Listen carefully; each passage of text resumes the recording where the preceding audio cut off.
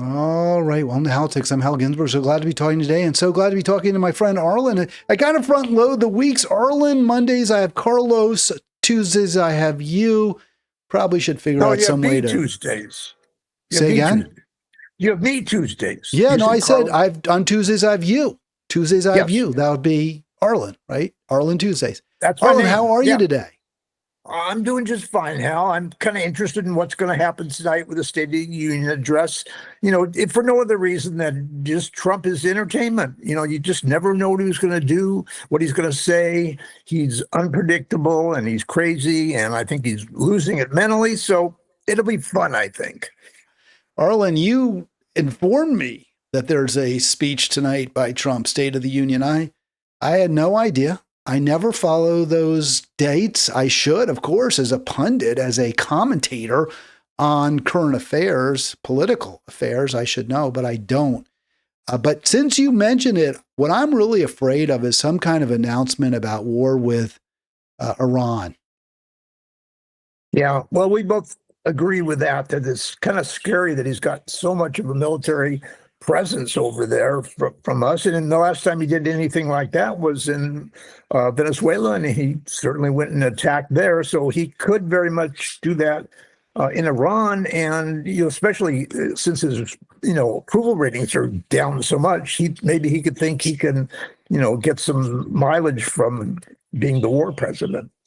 No, wagging the dog for sure. One thing I've noticed, we read about with regard to Venezuela is apparently there's a lot of oil now that is being pumped by, or at least to the benefit of American multinational oil companies. So that would seem to be clearly the goal that Trump, the real goal was to access the natural resources of the country of Venezuela and basically steal them.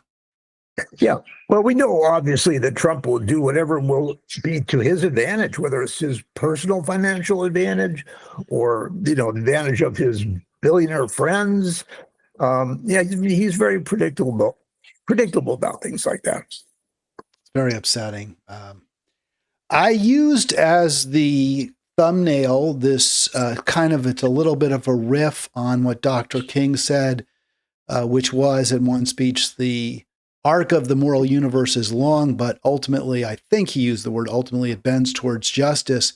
And I found a comment on it or a modernization by, of all people, Congresswoman Shontel Brown from Ohio, where she noted, and I want to give her credit because I'm not a fan of Ms. Brown, Congresswoman Brown. I'm getting a little bit of feedback there. I'm not sure where that's coming from your end, Arlen.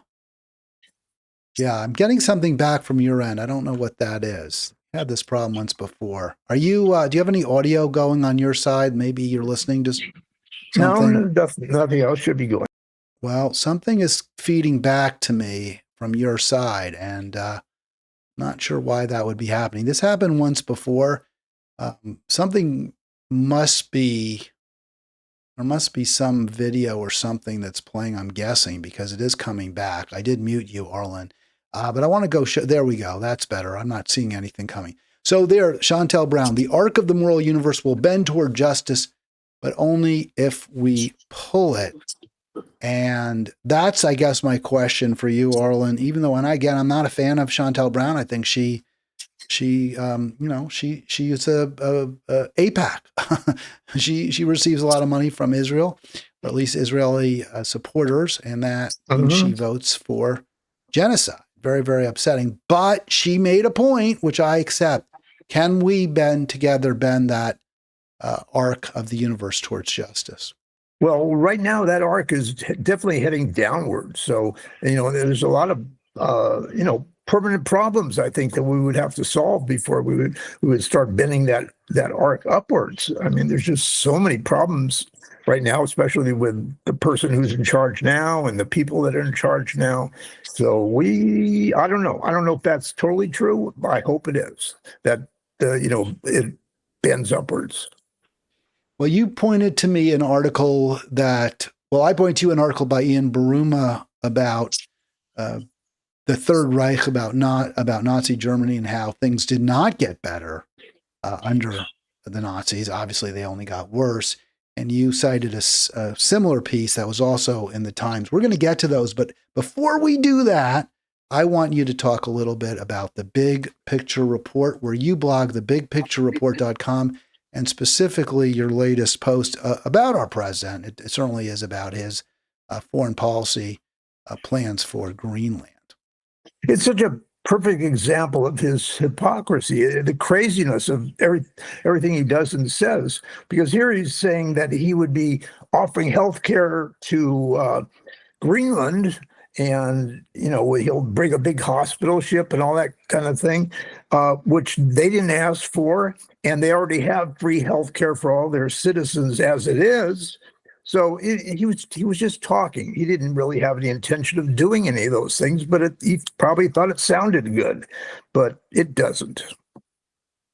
Yeah, I was very perplexed why why Trump would suggest there's a need for us to help Greenland out. Now, there are countries that need our help, or at least they need us to stop, to remove our jackboot from their throat. First and foremost, Cuba, where the humanitarian crisis is very deep and not being reported at all because of U.S. pressure on many countries to embargo Cuba. It's very, very dire there. We'll talk about that in a moment, but Greenland's not suffering, apparently. Trump said, they've got healthcare issues. We need to send a Navy hospital ship. The AP debunked it. The AP said that's just not true. Trump claims there's widespread illness. Facts.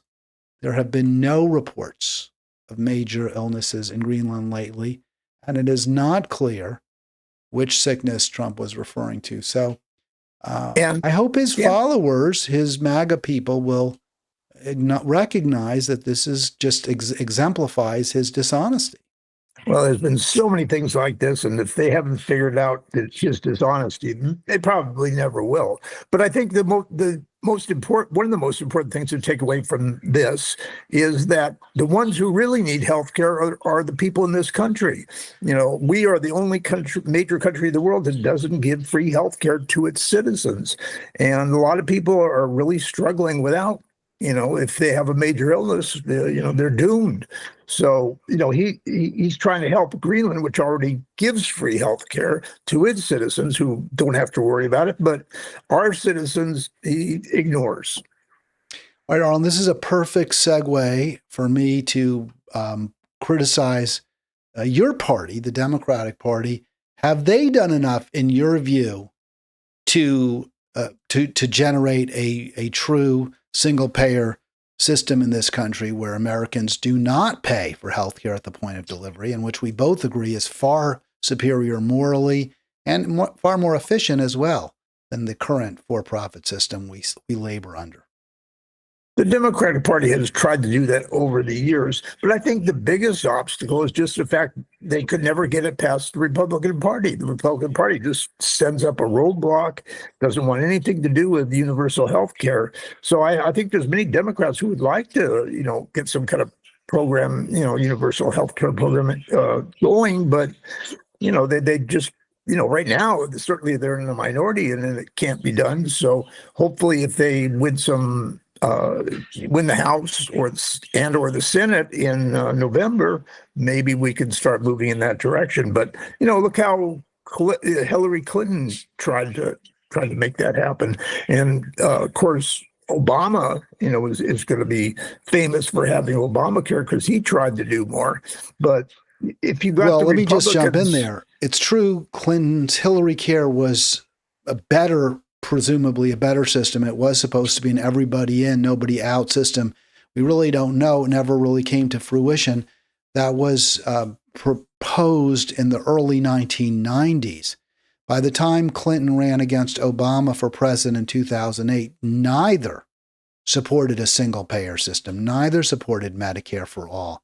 And the only viable presidential candidate on the Democratic side who supported Medicare for all since I don't know when, is Bernie Sanders. And of course, he was torpedoed by the Democratic establishment both in 2016 and 2020. Now, I don't excuse, it's not an excuse to the Democratic primary voters who could have voted for him nevertheless, but we have not seen a leading Democrat push for Medicare for all, really, except for Sanders. So I take issue with the argument, with the point that, well, Democrats are for Medicare for all. I haven't heard any of them say they were for it. Kamala wasn't for it in 2024. She had backed away from that position. I can't believe there's not at least some Democrats that are for Medicare for all. But it's really, what are they going to do right now? They have no option of doing anything about it, so they can't do much at all. And of course, both parties are run by major corporations and wealthy people and billionaires, and and special interests that don't want these things to happen. But I think the American people really need that kind of health care, universal health care, and I hope eventually, soon, it can happen. Well, the thing is, here's what the Democrats could do. Obviously, they can't actually implement it because they don't have the power, but they can campaign on it. They can say, if you elect us, we will pass Medicare for all, or we will do everything in our power to pass it, so there's no more medical bankruptcy, so parents never again have to choose between feeding their children and providing life-saving medicine to one of their children. They could campaign on that issue. They could say the Democratic Party is the party of Medicare for all, and they absolutely refuse to do that. So, well, they don't necessarily have to, Al. They just have to point out that at least they're willing to do something. They've done things before. They're willing to do things now, which the Republicans are not. And yeah, I think there would be a lot of support for universal health care if it got a chance to get into Congress. Well, then why don't they champion it? Why doesn't why doesn't Hakeem Jeffries say, hey, I've been talking to my caucus, I've talked to the progressives, I've talked to the moderates, and we have concluded that the American people deserve single-payer health care, and we are the party of Medicare for all. Why doesn't Chuck Schumer come out and say that? I mean, if they really want to win elections, and if they have the best interest of the American people at heart, wouldn't they say that? Well, I don't know if they want to go that far if they don't have to. I mean, everybody knows the Democratic Party is more in favor of health care than Republicans. Everybody knows that Republicans have done absolutely nothing. Trump promised something, 6-8 years ago or whatever, and nothing has happened. So I don't know that the Democrats need to do that. I agree with you. I think we should, go for universal health care, but I don't know if the Democrats feel that they absolutely need to do it at this moment. I believe this man Nielsen I think they call him the president of Greenland. Greenland is part of Denmark, and Greenlanders are citizens. They vote. I mean, they're citizens of Denmark. They're considered Danes. But I don't know exactly what Nielsen's title is. Maybe he is president. And he pretty much just, throws shade on Trump. He puts down Trump here, where he says, President Trump's idea to send an American hospital ship here to Greenland is noted. We have a public health system where treatment is free for citizens. It's a deliberate choice and a basic part of our society. It's not like that in the U.S. where it costs money to go to the doctor. So I thought powerful statement, and clearly, what's the word I'm trying to look? He's just owning Trump. He just owns Trump there. Yeah, I mean, the entire area of Greenland, I think, is very upset about, the talk coming from Trump. They feel they're independent and they shouldn't have to worry about some giant superpower, that may decide, I want to have that. I want to own this land, with the things that Trump has said. So, yeah, I think the leaders and all the people just are not interested in what Trump has to say about their part of the world, because it's theirs and not America's. Well, they want him to stay out. I mean, that's the bottom line. They want him out. And who can blame them? 240-242-5646. Click subscribe if you haven't yet done so. Bottom right, would love to see that. And would love to talk to you right now. It is a Tuesday with Arlen. It's always great to have Arlen on. and we hash out the important issues of the day. Arlen is the thought. I don't have thought leader. I guess I have to put thought leader up there. I don't know why I took it down. Maybe I still. I don't know. I Let me can't see what's get under that. my name. Maybe it's under that green, because that green name I do tag see my name. may have more in it than I think. Arlen, he, by the way, and the word I was looking for is trash talk. So Nielsen, the president, I believe, of Greenland, is not the only, and we can't really call him a world leader, but he's not the only. I guess we could call him a world leader. It's a big island. It's one of the world's biggest. So I think I read somewhere that Greenland is the world's largest island, assuming you don't consider Australia to be an island. It's sort of a question. It's huge. It's definitely huge. I mean, it doesn't have a lot of people, but like Alaska kind of, but it does. Yeah, as far as land, it has lots of land.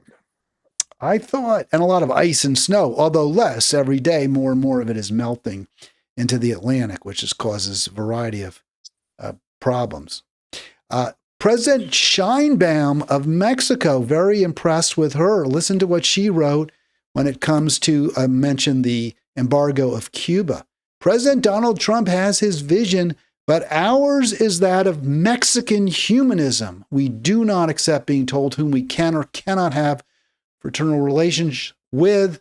If Cuba requires humanitarian or energy support to prevent it from being left without electricity or basic services, Mexico will help. We do not believe in economic strangulation as a political tool. She's obviously saying Trump does. Cuba must be respected and Mexico must be respected. So, Arlen, I guess my question to you is, do you think the people of Mexico are morally superior to Americans because they elect somebody who's clearly morally superior to Donald Trump? Or is there something else going on here? Well, yeah, you have a very good leader. She's popular in Mexico, Claudia Sheinbaum. And she, she doesn't want to just be indebted to whatever Trump has to say. So, I really appreciate her, standing up to Trump and saying, hey, we don't want to do that just because you're kind of stuck in some Cold War mentality. I mean, Nancy and I went to Cuba by now it's about 8 years ago. It's a really nice place, but they just didn't have money, and they needed a little help, especially with all the economic embargoes and everything. And I was hopeful. When I was there, Obama had come over also, I think a few days later, and they had a concert, a free concert on the beach with the Rolling Stones or something. And they're good people, and they shouldn't have to deal with whatever hatred that Trump has toward Cuba. Yeah, I want to just make clear something I said. Actually, got something wrong. The leader of Greenland's name is Jens. I believe it's either Jens, Jens, or Hens. Jens. Do you know how that's pronounced, Arlen? No, maybe Hens. Hens Friedrich Nielsen, I believe. And he is the prime minister. Now, I had said he was the president. He's actually considered the prime minister. Right. But it's weird to be a prime minister of a island, which is not a state. It's not really, it's part of Denmark, but they call him the prime minister. So who am I to say he's not the prime minister? He's the prime minister. They're probably bigger than Denmark, I imagine, certainly in size. In size, but not population. There's only maybe 50,000 people. I think Denmark has several million. So population-wise, it's smaller. It's quite a distance. I read somewhere, I guess I had learned somewhere how Denmark took possession of Greenland, but I'm not actually certain how that worked. There were Scandinavian settlements there going back to the first millennium. Well, however it was done by them, certainly the United States has no hold on it. We have no history with Greenland. We keep saying, oh, it's important for national security, but we have all the rights to do whatever we want with our troops in Greenland. So there's really no point in getting anything more from Greenland. But, Trump being the way he is, he just wants to be in control of as much as he can. He's just that kind of a person. He doesn't like being told no. If you say no to him, he gets very, very upset, very angry, and very mean. He's like a child. Yeah. extremely ill-served by Trump. He has been even worse. I have to say, he is actually, I don't know, there's a word for, he's not exceeded. He's even below my very, very low expectations. He's been terrible. Yeah, we couldn't do worse. It'd be hard. Well, probably We not. could, but I mean, you hope not. yeah. No, we'll get into that. If things can get worse, will they get worse? Before we do, though, Arlen, you wanted, I think, maybe to update us on California and the gubernatorial race. Let's be honest, the Democrats, well, I'm always harshly critical, but they're not exactly distinguishing themselves with their pro-people policies or leaders either. And you mentioned, we talk about healthcare. California would certainly, given its size, it certainly could implement a single-payer healthcare system. And there's been talk of that, Healthy California and the like, but Gavin Newsom never pushed for it. He said he would support it. He never really did. And we're not hearing from these gubernatorial candidates either that this would be part of their platform. I can see universal healthcare in California. It would be very difficult just because of the financial situation California is in. California just has a big debt and just doesn't have the money to probably do anything like that. Well, in the end, it would save money. It would save money. The amount of money that California spends in terms of taxpayer money that goes to the federal government for the healthcare that Californians, consume, is actually greater than what it would cost if they had just a pure single payer system. And the Supreme Court has said, hey, if you want to do it, go ahead. So it's certainly something to explore very, very aggressively in any event. I suspect that what you're saying might be true in the long run, but I think in the short run, it'll look bad. We'll make the debt in California that much bigger. Vermont tried the very same thing when Bernie Sanders was senator, and that they wanted to make universal health care for that state, and they just couldn't do it. Economically, it was just too difficult. And, that's the problem. But if you did it with the whole country, I think it's doable, and it would be very beneficial to our country. Yeah, I've never quite understood what happened in Vermont, whether there really was a true financial problem where it would have cost the state more, or whether this was pressure from the healthcare lobbyists and from others who just put enormous pressure on the state not to implement what the voters had voted for. I would note, though, that Vermont's population is I believe Vermont is the least populous state. Maybe it's Wyoming, but I think it may be Vermont, one of the two least populous. There are several California cities that are significantly larger in population than Vermont. And of course, the Vermont populace is diffuse. That's all going to add to your healthcare costs. In Los Angeles, you can have a free clinic, which, can serve 5 million people, 8 million people. Maybe not that many, but millions of people are living in very close proximity, which greatly reduces the cost per capita of providing healthcare. It kind of amuses me when I go to Vermont and we talk about, let's go to the big city, and the big city is Burlington, and it's got about 40,000 people, which is, not a big city at all if it were in California. So, their population is much, much smaller than ours. And so it's a totally different kind of a state. It's a beautiful state, but, the problem there is the weather. It doesn't have California's weather. I like the weather in Vermont. It's very nice. Maybe the winter isn't great, but fall is beautiful and summer is very, very nice. All right, let's ask you this, Arlen. What's going on with this mayor's race? You have these two candidates, Swalwell and Steyer, surging. And I don't know if a lot of people saw this coming. At one point, the race was considered Katie Porter's to lose. She is now apparently behind at least Swalwell in the polls. Mm-hmm. What's your sense of what's happening? And do you have a horse that you're riding at this point or backing in any event? I'll tell you how I think one of the problems with the candidates there's no big, giant, well-known candidate like Newsom or even Kamala Harris. They're just not in there. So all the people that are running are not big names, and they have to kind of find a way to make themselves popular in that state. And it's not easy. Now, I was mentioning I've been seeing a lot of Tom Steyer commercials all the time here, and I'm sure it's going to help him a lot. He's a billionaire. He's pretty good. I believe he's actually a billionaire.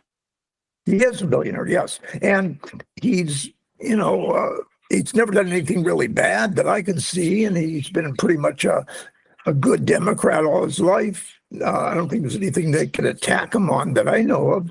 So, he might have a good chance. And of course, Eric Swalwell became known during the June 6th investigations in Congress, I think. And, he seems like a good guy to me. So I think there's a number of good Democrats there, but none at the moment who are just jumping out. Now, Katie Porter seemed like she had the lead for a little while, but then she had some problem answering a question in some interview that didn't go well and made her look bad. So that's why she dropped some. Well, I think she was also yelling at one of her staffers, and there were a lot of issues. I can't remember what happened with that interview, but you bring up something of importance. Katie Porter does seem to have a bit of a temper that she lets get the better of her. I'm not really sure of all the facts there. And I really don't care, because I would vote for, and I do support, as we've talked about before, Butch Ware.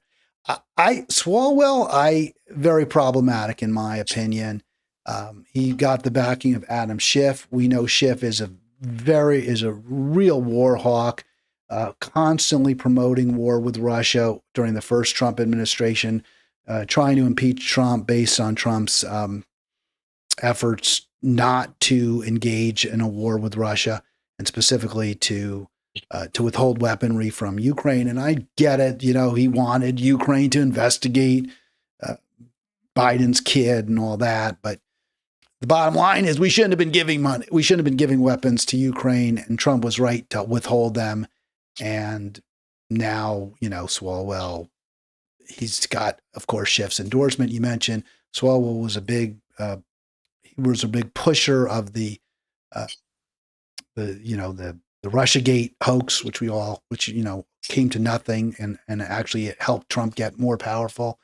Swalwell is also he's a supporter. He's a supporter of Israel. He's supported by AIPAC. I hope, Arlen, you'll reconsider your view that Swalwell's acceptable, because I think very little of Eric Swalwell as a potential governor of California. Let's just say the race is wide open right now. There's no strong, front runner. And then California also has an interesting way of running their election, because it's going to be the top two candidates, no matter whether Republican or Democrat. And right now, there's not very many Republicans, and with the Democrats splitting their votes, the Republicans actually are doing better than people would have thought. So, it's an unusual situation, and I'm sure it'll all, something will happen before the actual election. But at this point, we don't know who is really in front. Yeah, that last time there was a top two primary, I think it was.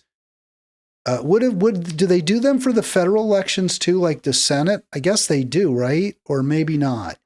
I think they do. And there was a fear that it could prove that two Republicans could get the, plurality, because obviously they're not going to get a majority in California. But if you have 5 Democrats running and you have 2 Republicans, the way it works, you have 5 Democrats, let's say 5 Democrats, 2 Republicans, using simple math, and 70% of the voters are Democratic, but they split the vote so that, if I did the math right, I don't think each one would get 15%. Yeah, so if they get a little under 15, if they're 70% Democrat, 30% Republican, the Republicans would actually wind up, the 2 Republicans split the vote, and the Democrats split the vote, you'd actually have 2 Republicans running for governor, even though the great majority didn't want that to happen. But that didn't happen. As I understand, the last time there was a top 2, actually it was Schiff versus Porter. Remember, Arlen? It was going to be Schiff versus Porter, and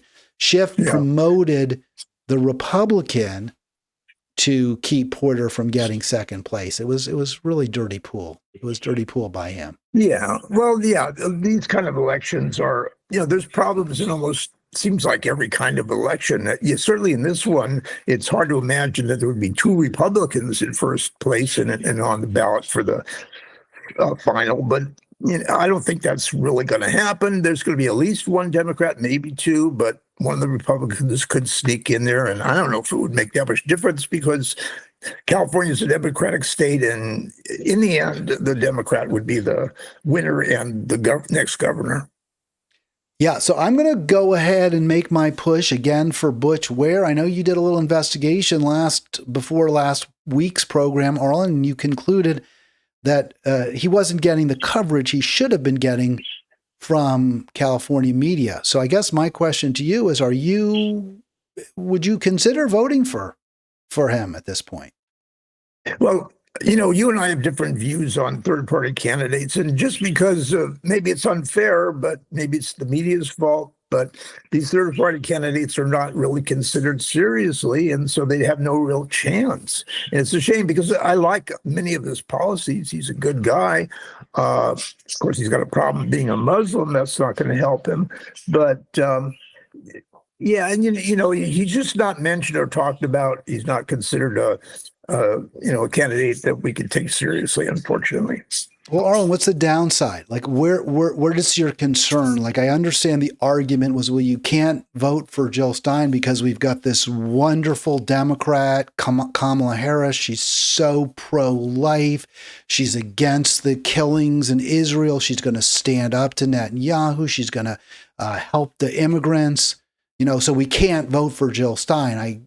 I remember hearing that argument. But what's the downside? So the downside for voting for Jill Stein in the race against Trump is arguably you're helping Trump, which I guess you are helping Trump, clearly, if you're voting for her in Michigan or Stein in Michigan or Pennsylvania, and you would have otherwise voted for Harris. You're making a choice. I'm going to vote for Stein over Harris. I guess that does in a way help Trump.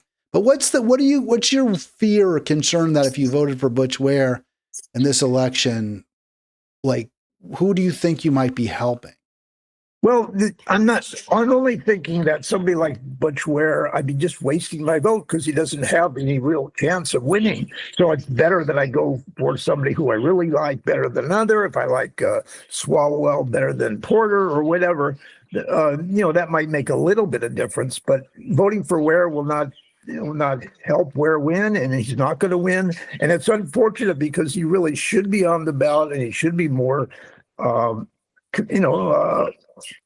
accepted as being a legitimate candidate. But unfortunately, but Arlen, then to push back on that, aren't you sending a message to the Democratic Party that if you don't nominate good, strong progressives who are for the people of the state, I will not vote for you? I mean, isn't that something that you're actually doing when you're voting for Butch Ware? It seems to me that's the exact message you're sending. And it's kind of a self-fulfilling prophecy. If you say, well, he can't win, so I'm not going to vote for him, you're sort of confirming he can't win. But if you vote for him, then maybe he could win. Well, I did vote for Jill Stein some couple elections back, just as a protest vote. And, that's okay because I knew that California, there was nothing I could worry about because it's a Democratic blue state and, everything is okay there. But I think, if anybody's really at fault here, it might be the news media, because you've got the corporate media who, they've got it in their mind there's Democrat versus Republican, and that's all that matters. And they have no interest in third-party obscure candidates, so they don't talk about them much. Yeah, I agree with you.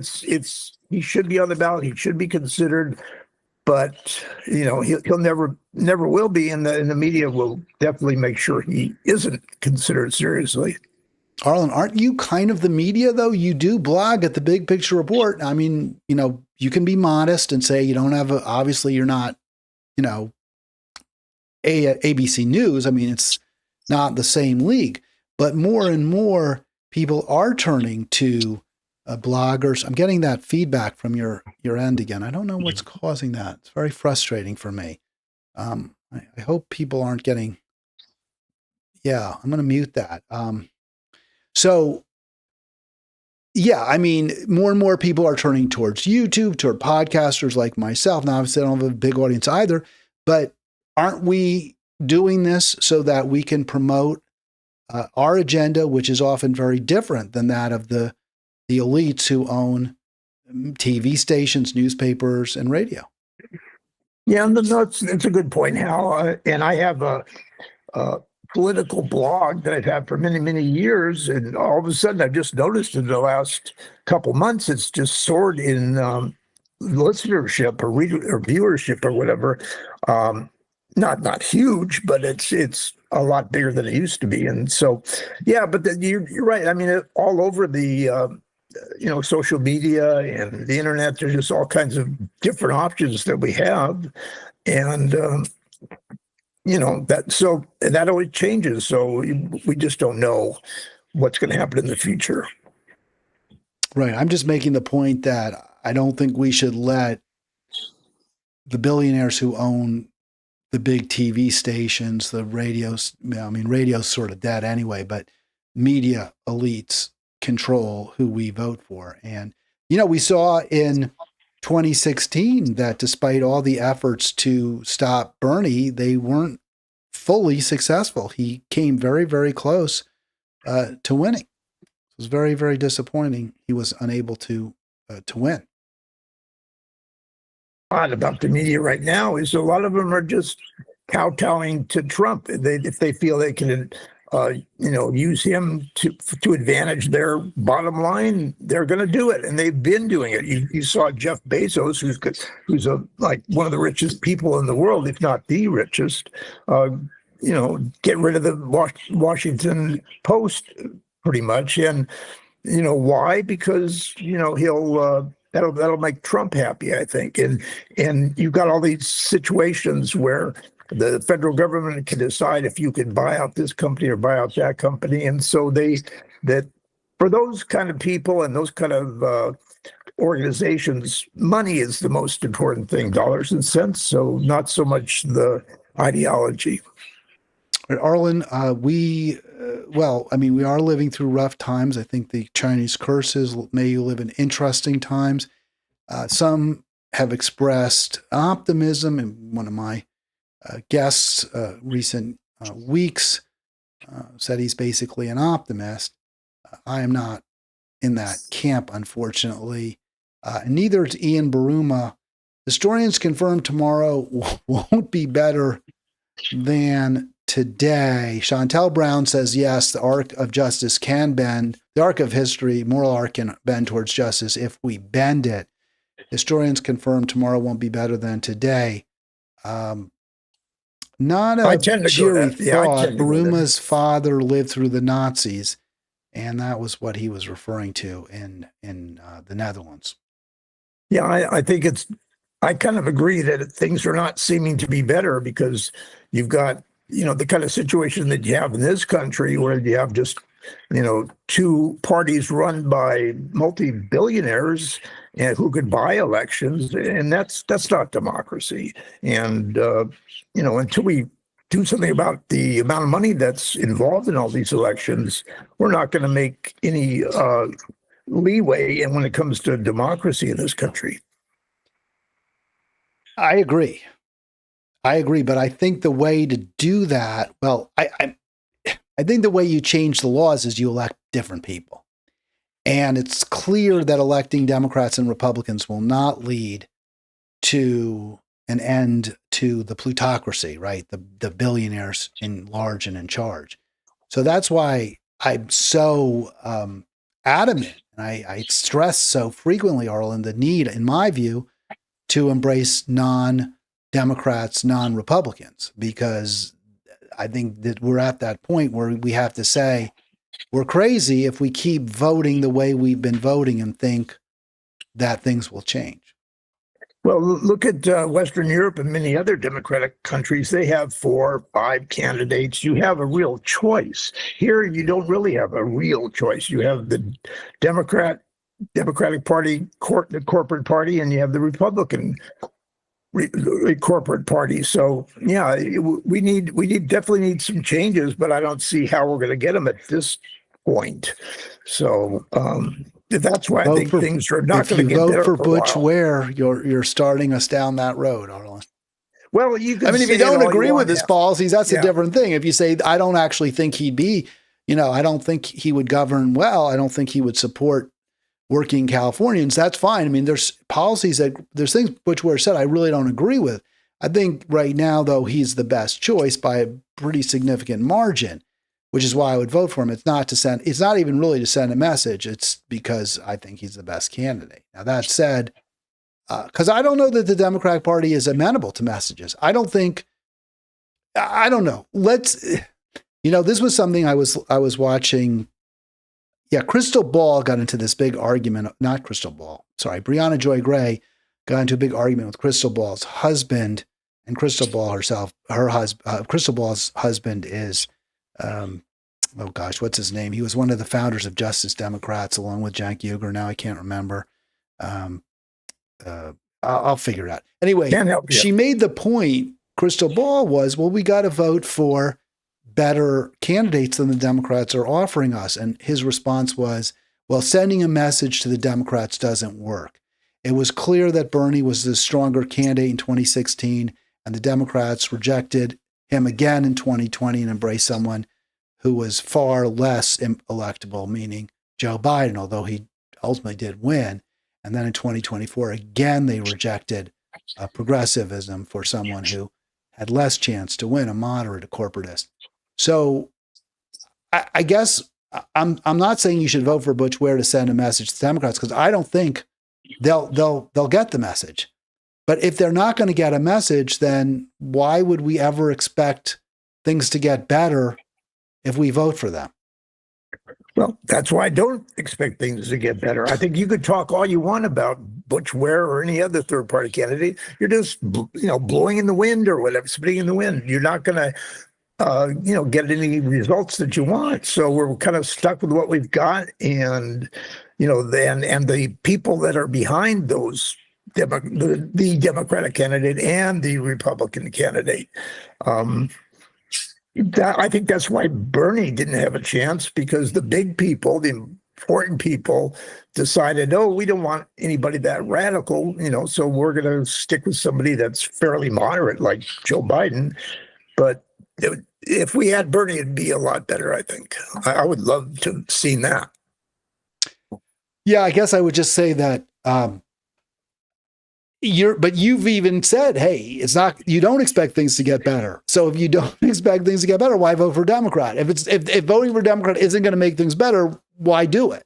Because I would say I would vote for a Green Party candidate in the hope that they would make things better, which I think they would do if they got elected. Now you're saying, well, don't vote for them because they can't get elected. But to me, that's, again, a self-fulfilling prophecy. But if the argument is, well, things aren't going to get better anyway, why vote for a Democrat?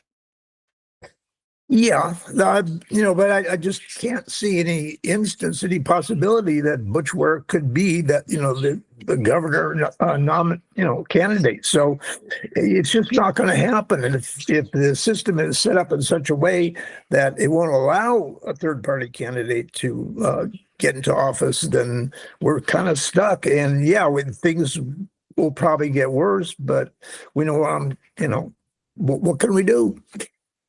By the way, comment from the left-handed leftist, Carlos, Mondays with Carlos. He says in the chat, and thank you for commenting, Carlos, really appreciate that. Isn't the reason that people say third party isn't viable because people refuse to support it? Well, that's my point, right? I mean, let's say it is viable because we're going to support it. But then he adds, Carlos adds, there's also a PSL candidate. I never mentioned the Party for Socialism and Liberation. I never mentioned that party. They're considered communist. And I think the reason I don't, and maybe I'm wrong about this, I never see their candidates. Maybe it's just because in Maryland, Green Party is more visible. I don't know if there's a PSL candidate. I'm looking up right now. I'm typing this in. Is there a PSL candidate in California's governor's race? Maybe there is. I'm not aware of that. And I don't believe there's one I do not see a PSL candidate. Is Ramsey Robinson. Ramsey for Gov does not say PSL. So I believe they do not have a candidate running. So that's the thing. The Green Party has demonstrated that they're by far the most viable when it comes to getting on ballots of progressive political parties. The Libertarians do well, but they're not progressive. So I think that's the issue there.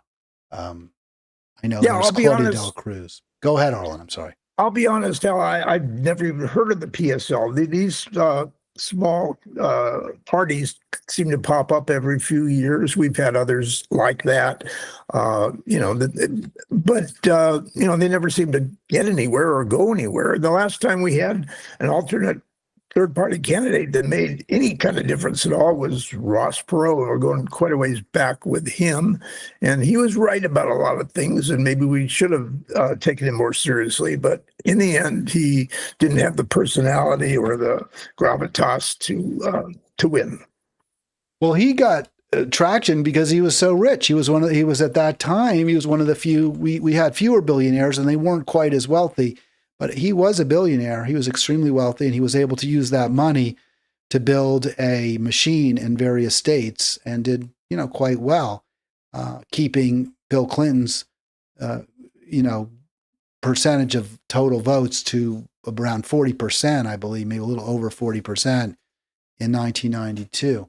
So he did have some impact, but again, it was wealth, right? It was because he was so wealthy. If he hadn't been a billionaire, he wouldn't have gotten anywhere near the kind of traction he got. He was also the one that may have been right about free trade, because he kept saying there's going to be a giant sucking sound of all, our jobs going to, I don't know, Mexico or whatever, and, with low wages. And, he was right about that. Well, he was. I agree. Yeah. I mean, that's what I've been saying as well. But he was able to cut through the media filter, because the media, even then, was supportive of free trade, quote, free, unquote, trade. Both party candidates, H.W. Bush and Clinton, in various ways supported free trade.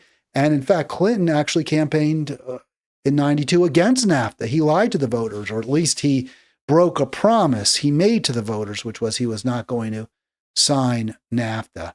And then he did. I think that again, yes, Perot had some popular positions, and he was able to cut through the media because of his billions. And that's the same thing for Trump. That's how Trump got to be popular too. Trump was totally despised by the Republican establishment, and he went after them. He attacked them for the voting for war on Iraq. He attacked them on free trade. He made fun of them. He mocked them. But because he had so much money, he was able to build and ultimately succeed in his campaign. And yet the people who knew him best, the people of New York State, despised him. They would never have voted for him because they know what he's really like. And the rest of the country apparently didn't know how bad he was, although they're certainly learning now. Well, his second state, Earl, and I don't know how far you get with that argument, because his second state is Florida, where he spends probably either the majority of his time now, he's obviously in D.C., but I think of all the states, he may spend as much time in Florida as anywhere else. And he has won Florida 3 times. Yeah, but for most of his life in the early years, he was a New Yorker, and he did a lot of business in New York. He did a lot of things that were discriminatory to minorities in New York. And before he really had a strong presence like he does in Florida now, the people of New York felt he was, part of them, and they did not like him, and they knew he's he was bad. No, I agree. New York is a Democratic state. New York City is a liberal city. Trump's not going to win. Not going to win there. You're absolutely right. And don't forget all. I'm not going to defend Trump. I'm not going to.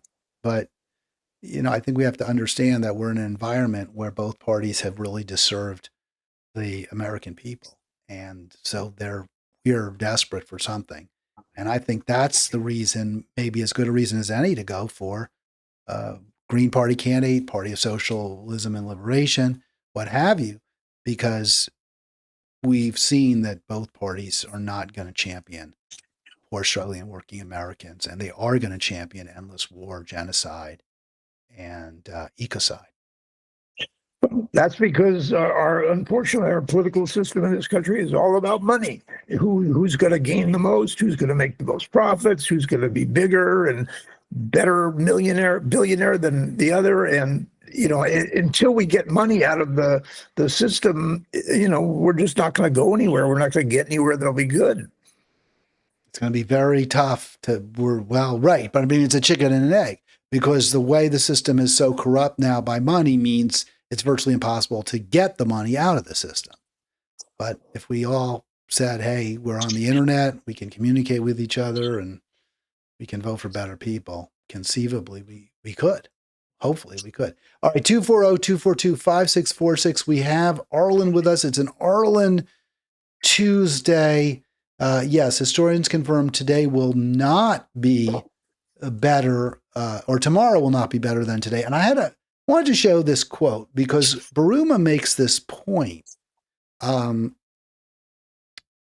where he says, people say we things won't get worse, but they do get worse.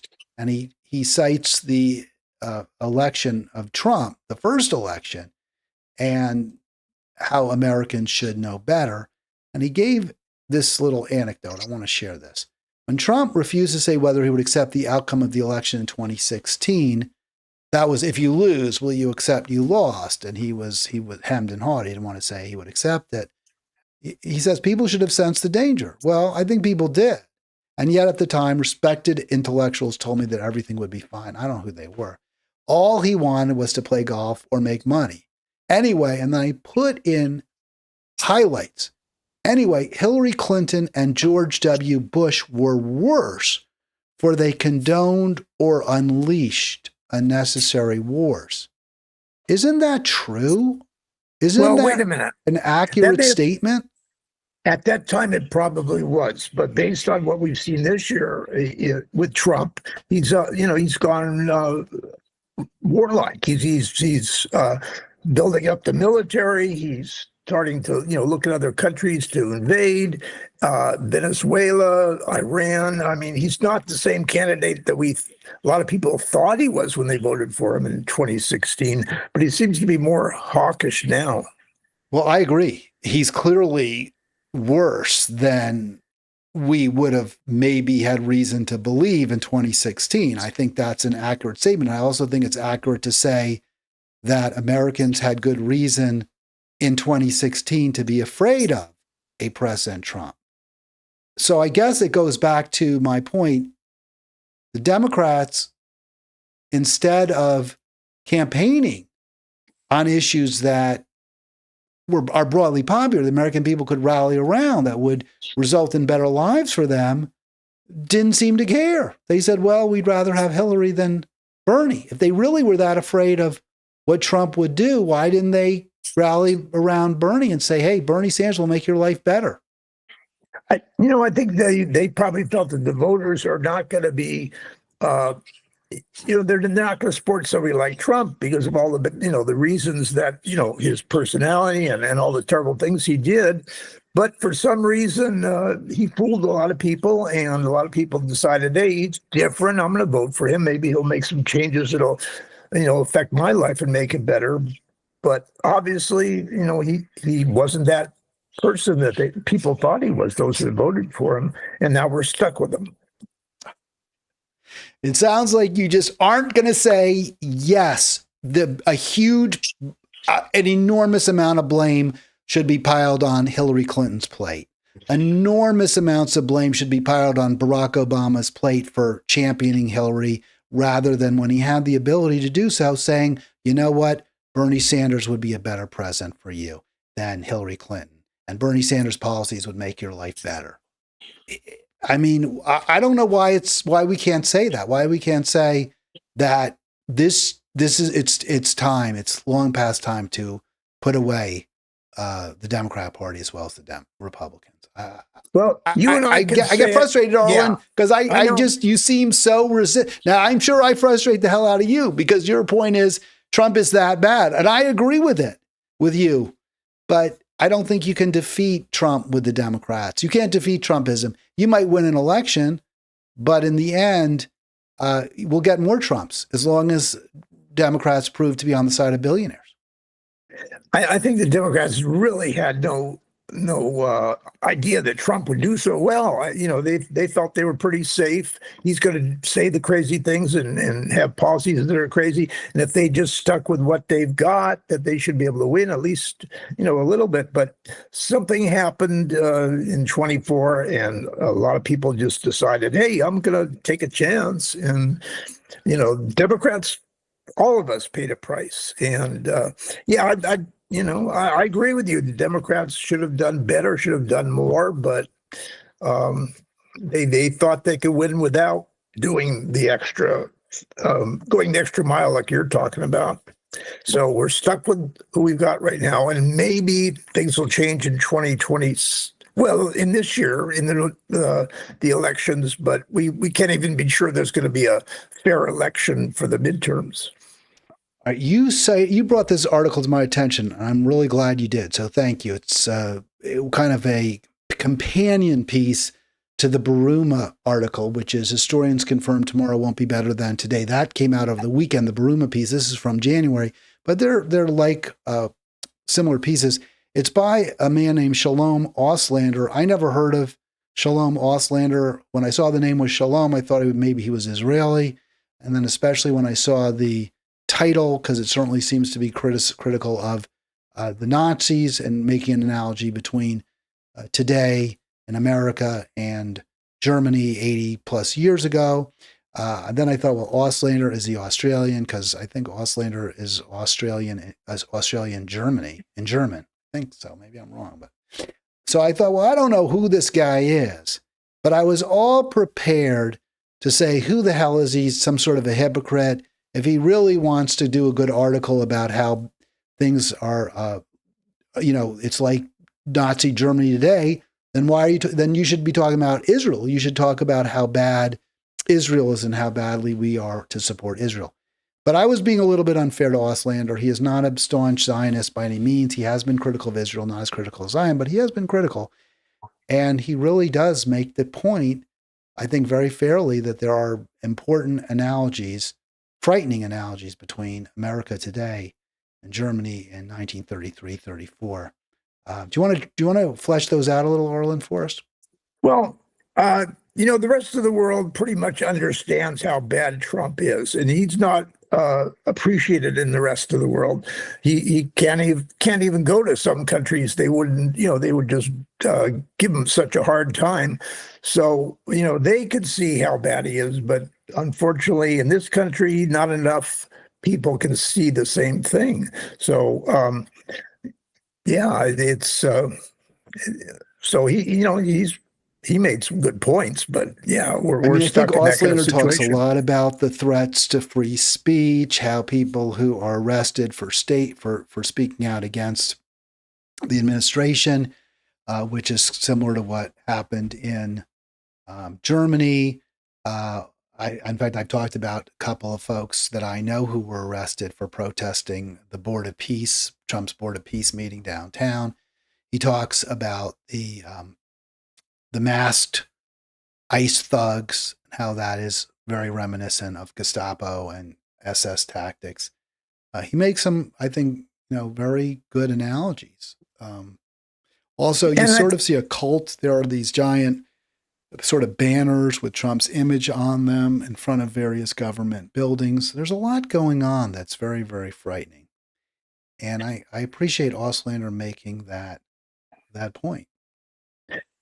Yeah, it's a good point, but ultimately, I think American people also are starting to see more and more that some of the things he's doing with ICE and, all the other terrible things that seem to help his billionaire friends are not as popular as they were when he got elected. So his poll ratings, his approval ratings are definitely going down. And, I don't know what he's going to do to overcome that, except possibly to make the election so difficult that Democrats can't vote fairly. Well, that is also something to be a little bit afraid of. And we know, for example, in a number of red states, the governors and secretaries of state have cooperated with Kristi Noem and with not so much Noem, I guess, but Justice Department turning over voter rolls and the like. And it's very, very worrisome. Are they going to try to target people, send them letters that, people who are registered Democrats, or are they going to try to scare them into not voting? You do have to worry about that. You do have to wonder. Well, yeah, and I think the only way that Trump's going to really do well is, if people don't find out or are not allowed to vote in the way that they normally would. If people are taken off the voting rolls, if there's too much gerrymandering, if they restrict ballot boxes, if they don't allow you to vote by mail, all these things are probably the only way that Trump's going to really do well in the midterm elections. And so they're pushing for all those things, and I certainly hope they will not pass. Well, and I certainly hope Democrats also provide a real clear-cut pro-worker alternative to the Republican candidates. Yeah, I don't disagree with that. Far too often they fail to do that. All right, Arlen, last word. We've gone through the hour, and it's been a great hour as always. I always enjoy talking to you, learning from you. Anything you want to add? Well, I'll just mention the State of the Union address, which is tonight. It's 9:00 Eastern, 6:00 p.m. here on the Pacific Coast. There's a lot of interesting things going on. For one thing, a lot of Democrats have decided they're not going to attend, which is interesting. Also, some Democrats are actually going to bring victims of Epstein's crimes. And so there'll be a lot of things going on that should, make it interesting. And of course, nobody can possibly know what Trump is going to say because he probably makes it up as he goes along. Yeah, I was thinking the same thing. I was ahead of you there. I was right with you there, Arlen, with that comment. It's pretty much off the cuff. It's it's not a well scripted, crafted, effort by any means. All right, Arlen, that's why great to have you on. I'm going to let you go unless there's anything else. Otherwise, we'll see you next week. Yeah, Halitics. Great. And I had a good time too, Hal, and I thought we covered a lot of ground well. Absolutely. You did indeed. I will be back tomorrow. Thanks to all for being part of Hal.